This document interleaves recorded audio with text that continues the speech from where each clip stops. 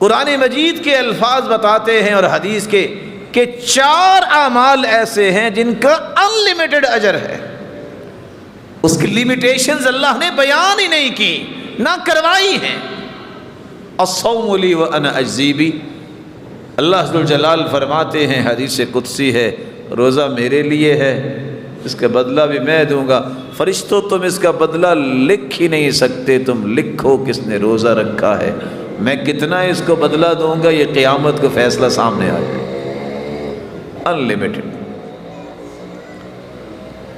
دوسرا عمل، ان لک لاجرا غیر ممنون، کوئی تمہیں گالیاں دے، تانے دے، تکلیفیں دے، برداشت کرو گے تو اس کا اجر بھی اتنا ہے جس کا اندازہ قرآن نے بیان ہی نہیں کیا، لا تعداد، بے حساب اجر اس کو اللہ قیامت کو دے۔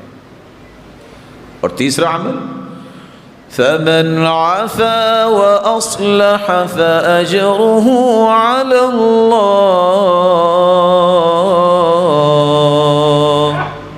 طاقت اللہ نے دی ہے، صلاحیت دی ہے، لیکن دل بڑا پیارا دیا ہے، معاف بھی کر دیتا ہے اور اصلاح بھی کرتا ہے۔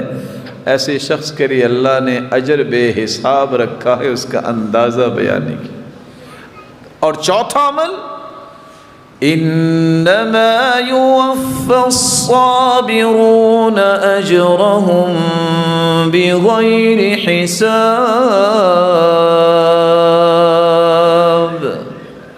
صبر کرنے والوں کو بھی اللہ بے حساب اجر و ثواب سے قیامت کے دن نواز دے۔